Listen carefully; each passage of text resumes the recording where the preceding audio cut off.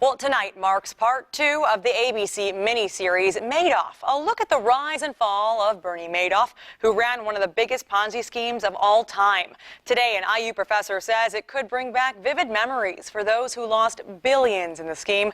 The Now's Mike Pelton joins us live with details.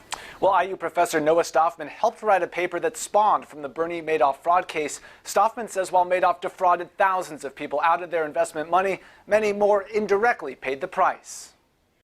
And we thought that the case of Bernie Madoff would be a neat sort of test case for seeing how trust matters. Nearly 8 years later, and with Bernie Madoff behind bars, we may not fully know just how many people suffered as a result of his scheme. So says IU Associate Professor of Finance Noah Stoffman. I think a lot of people started to worry about how trustworthy not just individual people were, but how trustworthy the financial system was. Stoffman is one of 3 authors of a paper called Trust Busting: The Effect of Fraud on Investor Behavior. The IU professor looked at Madoff's impact on investor trust, or the lack of it. He says while Madoff cost investors billions, many others either moved their assets or stopped investing altogether. The timing of this is unfortunate because this happened right around the financial crisis, and subsequent to that, market returns were really high.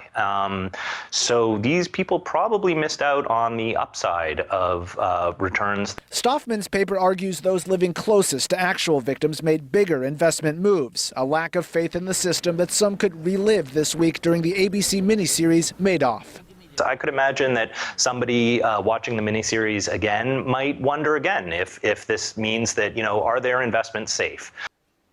And we also asked Professor Stoffman if he thinks we might see another Bernie Madoff in the future. You'll hear his answer coming up at 5.